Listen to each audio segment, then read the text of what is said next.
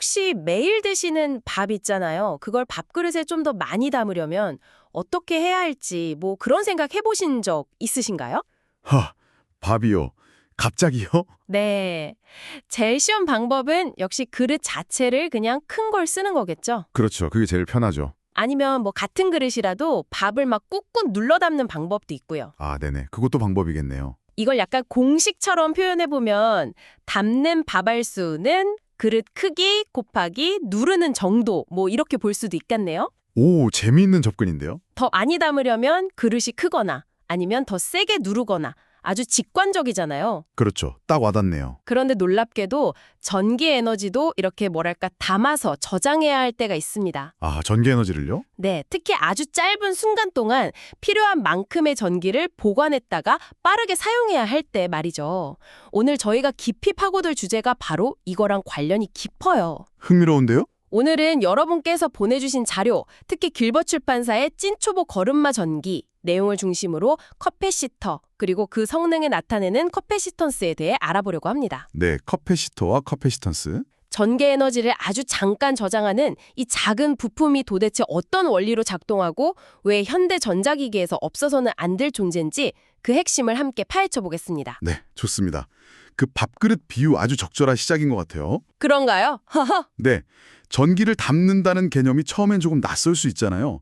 근데 커패시터의 핵심적인 역할을 이해하는 데는 아주 큰 도움이 될 겁니다. 아하. 단순히 전기를 저장한다는 기능뿐만 아니라 우리가 일상적으로 사용하는 배터리랑은 근본적으로 어떻게 다른지, 그리고 왜 회로 설계자들이 배터리 대신 혹은 배터리랑 같이 이 커패시터를 꼭 사용하는지 그 실용적인 이유하고 중요성까지 짚어보는 시간이 될 거예요. 네네.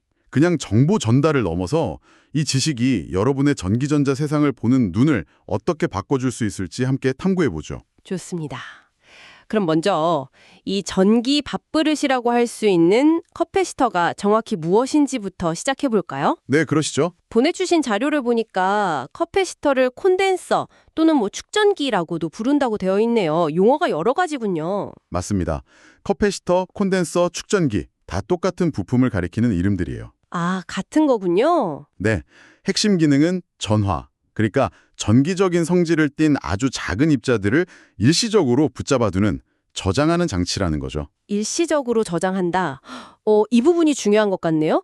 그럼 우리가 흔히 쓰는 배터리랑은 뭐가 다른 건가요? 배터리도 전기를 저장하는 거잖아요. 아주 좋은 질문입니다. 그게 가장 큰 차이가 저장 방식하고 속도에 있어요. 방식과 속도요? 네, 배터리는 그 내부에 있는 화학물질들의 반응을 통해 전기를 만들어내고 저장합니다. 그래서 상대적으로 많은 양의 에너지를 꽤 오랫동안 저장할 수 있죠.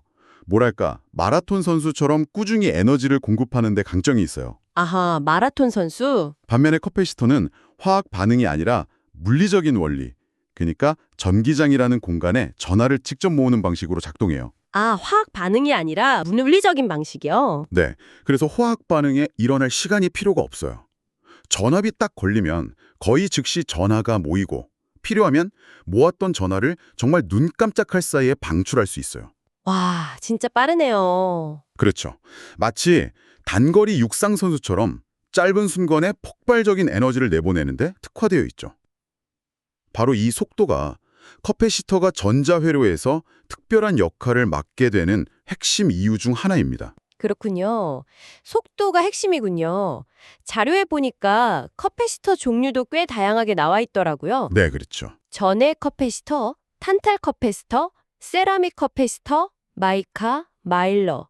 이렇게 이름이 다른 건 어떤 차이가 있는 건가요? 네, 그 다양한 이름들은 주로 커패시터를 만드는 데 사용된 재료, 특히 극판사이에 들어가는 절연체 물질의 종류나 아니면 내부 구조에 따라 붙여진 이름들이에요. 아, 재료나 구조 차이. 네, 그리고 이 재료와 구조의 차이가 커패시터의 성능, 예를 들면 뭐 저장 용량이나 얼마나 빠른 속도 변화에 잘 반응하는지, 또 어떤 환경에서 안정적으로 작동하는지 등을 결정하게 됩니다. 이 부분은 나중에 커패시터의 역할하고 연결해서 다시 한번 살펴보면 더 흥미로울 겁니다. 알겠습니다. 그럼 이 작은 부품이 구체적으로 어떻게 전기를 담는 건지 그 원리가 궁금해지는데요. 기본적인 구조는 어떤가요? 가장 기본적인 형태는 아주 간단해요. 전기가 잘 통하는 얇은 판, 즉 도체로 된 극판 두 개를 아주 가까운 거리에 마주보게 배치하는 겁니다. 네네. 중요한 것은 이 두 개의 판이 서로 직접 닿지 않도록 살짝 떨어뜨려 놓는다는 점이죠. 아, 붙어 있지는 않군요. 그렇죠. 마치 강 양쪽의 둑처럼 전류가 직접 건너갈 수 없는 상태를 만드는 거예요. 그리고 이 두 판 사이의 공간에는 보통 절연체, 그러니까 전기가 통하지 않는 물질을 채워 넣습니다. 절연체요. 네, 공기 자체도 절연체 역할을 할 수 있지만 더 효율적으로 전하를 저장하기 위해 좀 특수한 절연 물질을 사용하는 경우가 많죠. 이 절연체가 두 극판 사이에서 전기가 직접 통하는 것을 확실하게 막아주는 동시에 커패시터의 성능을 결정하는 아주 중요한 역할을 합니다. 그럼 이 구조에 어떻게 전기가 저장되는 건가요? 여기에 이제 전압을 걸어주면, 즉 한쪽 판에는 플러스 전기를, 다른 쪽 판에는 마이너스 전기를 연결하면요. 네. 전기적인 인력 때문에 플러스 전하들은 마이너스 극에 연결된 판으로, 마이너스 전하들, 주로 전자들이죠. 이건 플러스 극에 연결된 판으로 끌려오게 됩니다. 아, 서로 당기는군요. 네, 하지만 두 판 사이는 절연체로 막혀 있어서 전하들이 이 장벽을 넘어 서로에게 갈 수는 없어요. 아하. 그래서 각 판 표면에 전하들이 모여서 쌓이게 되는 거죠. 아하, 서로 끌어당기지만 만날 수는 없어서 판 위에 머무르게 된다는 거군요. 맞아요. 마치 자석의 N극과 S극이 서로 끌어당기지만 딱 붙지 못하고 팽팽한 긴장 상태를 유지하는 것처럼요. 정확합니다. 바로 그 상태가 전하가 저장된 상태, 즉 에너지가 저장된 상태입니다. 네. 더 정확히 말하면 두 극판 사이에 형성된 전기장이라는 눈에 보이지 않는 힘의 장 안에 전기 에너지가 저장되는 겁니다. 전기장 안에요? 네, 자료에 나온 그림처럼 플러스 극판에서 마이너스 극판으로 향하는 전기력선들이 빽빽하게 형성되는데 이 전기장 공간 자체가 에너지를 품고 있는 거죠. 그렇군요. 이 전기장 안에 에너지가 저장된다니 신기하네요. 그럼 이렇게 전하를 저장할 수 있는 능력, 이 성능 자체를 부르는 용어도 있겠죠? 네, 있습니다. 바로 그 능력을 커패시턴스라고 합니다. 커패시턴스. 우리말로는 전기 용량이라고도 번역하는데 말 그대로 얼마나 많은 전하를 담을 수 있는지를 나타내는 척도죠. 기호로는 보통 알파벳 대문자 C를 사용합니다. C는 캐파시티의 C인가 보네요. 네, 그렇게 생각하시면 쉽죠. 그럼 이 커패시턴스를 나타내는 단위도 있나요? 네, 있습니다. 영국의 위대한 과학자 마이클 패러데이의 업적을 기려서 패럿이라는 단위를 사용하고 기호로는 대문자 F로 표기합니다. 패럿, F. 네, 즉 어떤 커패시터의 커패시턴스가 10F라고 하면 10패럿만큼의 전하 저장 능력을 가졌다는 의미죠. 그런데 보내주신 자료를 보면 이 1패럿 F라는 단위가 실제로는 엄청나게 큰 단위라고 하네요. 아, 네, 맞아요. 엄청 크죠. 그래서 보통 마이크로패럿, 뮤F나 피코패럿, PF 같은 훨씬 작은 단위를 쓴다고요? 네네. 1패럿이 100만 마이크로패럿이라니 도대체 왜 이렇게 큰 단위가 기준이 된 거죠? 그 이유는 패럿 단위의 정의 자체에 있습니다.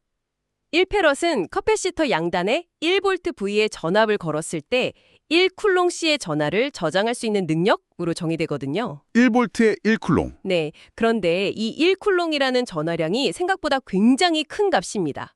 예를 들어 1A A의 전류가 1초 동안 흘렀을 때 이동하는 전하량이 1쿨롱이에요. 아, 그렇군요. 일반적인 전자회로에서는 이렇게 많은 전하를 한꺼번에 저장할 필요가 없는 경우가 대부분입니다. 그래서 실제 회로에서는 1패럿의 100만 분의 1인 마이크로패럿 뮤F, 10억 분의 1인 나노패럿 NF, 심지어 1조 분의 1인 피코패럿 단위의 커패시터들이 훨씬 더 흔하게 사용되는 거죠. 와, 1조 분의 1. 정말 작은 단위까지 쓰이는군요. 네, 1패럿짜리 커패시터는 정말 특별한 용도, 예를 들어 엄청난 에너지를 순간적으로 방출해야 하는 경우 등에나 쓰일 정도로 거대한 용량입니다. 네. 단위하게 하니 또 궁금한 점이 생겼는데요. 자료에 보면 커패시터에 극성이 있는 것과 없는 것이 있다고 나와요. 아, 네. 중요한 부분이죠. 특히 전액 커패시터 같은 건 플러스 극과 마이너스 극을 반드시 맞춰서 연결해야 한다고 강조되어 있는데 이걸 거꾸로 연결하면 어떻게 되나요? 그냥 작동을 안 하는 건가요? 그냥 작동을 안 하는 수준을 넘어설 수 있습니다. 그 점은 정말 중요하게 주의해야 하는데요. 아, 그래요? 전해 커패시터나 탄탈 커패시터처럼 극성, 폴라리티가 있는 유극성 커패시터는 내부 구조가 비대칭적으로 만들어져 있습니다. 비대칭이요? 네, 보통 얇은 산화막을 이용해서 절연층을 만드는데 이 산화막이 특정 방향의 전압에만 견딜 수 있도록 설계되어 있어요. 만약 극성을 반대로, 즉 플러스 극에 마이너스 전압을, 마이너스 극에 플러스 전압을 걸면 이 절연층이 파괴되면서 내부에서 화학 반응이 잘못 일어나거나 가스가 발생할 수 있습니다. 아, 심하면 커패시터가 부풀어 오르거나 터져버리는 위험한 상황까지 갈 수 있어요. 헉, 터질 수도 있다니. 정말 조심해야겠네요. 네. 그래서 이런 커패시터에는 보통 마이너스 극이나 플러스 극 표시가 명확하게 되어 있고 회로에 장착할 때 반드시 방향을 확인해야 합니다. 그럼 극성이 없는 커패시터는 왜 괜찮은 건가요? 세라믹 커패시터나 필름 커패시터 같은 무극성 커패시터는 내부 구조가 대칭적입니다. 아, 대칭 구조? 네. 어떤 방향으로 전압을 걸어도 동일하게 작동하도록 만들어졌기 때문에 회로에 연결할 때 방향을 신경 쓸 필요가 없죠. 훨씬 편리하지만 일반적으로 같은 용량이라면 유극성 커패시터보다 크기가 크거나 가격이 좀 비싼 경향이 있습니다. 그렇군요. 회로도에서도 유극성과 무극성 커패시터는 기호를 다르게 그려서 구분합니다. 그리고 자료에 잠깐 언급된 것처럼 라디오 주파수 맞추는 것처럼 용량을 조절할 수 있는 가변 용량 커패시터, 바리콘이라고도 하는데 이런 것도 특수한 용도로 사용되기도 합니다. 네, 정말 다양한 종류와 특징이 있네요. 그런데 아까 커패시터가 배터리와 다른 점으로 속도를 강조하셨잖아요. 네, 그랬죠. 단순히 전기를 잠깐 저장하는 것 말고 이런 빠른 특성 때문에 회로에서 또 다른 중요한 역할들을 할 것 같은데요. 맞습니다. 사실 커패시터의 진가는 단순히 에너지를 저장하는 것을 넘어 그 저장하고 방출하는 방식과 속도에서 나옵니다. 오, 예를 들어보죠. 우리가 전자기기 전원을 켤 때나 외부에서 전기적 충격, 그러니까 노이즈 같은 게 들어올 때 회로에는 순간적으로 전압이 불안정하게 치솟거나 흔들리는 경우가 발생합니다. 네네. 마치 잔잔한 강물에 갑자기 큰 돌을 던진 것처럼 물결이 치는 거죠. 네, 전자기기가 그런 갑작스러운 변화에 약할 것 같아요. 그렇죠. 특히 요즘처럼 정교한 반도체 칩들은 이런 전압 변화에 매우 민감해서 쉽게 손상될 수 있습니다. 아, 이때 커패시터가 아주 중요한 역할을 합니다. 커패시터는 마치 스펀지처럼 순간적으로 치솟는 과도한 전압 에너지를 빠르게 흡수해서 저장합니다. 스펀지요? 네. 그리고 전압이 낮아질 때는 저장했던 에너지를 방출해서 부족한 부분을 메워주죠. 결과적으로 전압의 급격한 변화를 완만하게 만들어주는 일종의 전기적 완충 장치 또는 댐 역할을 하는 겁니다. 완충 장치, 댐 역할이군요. 네.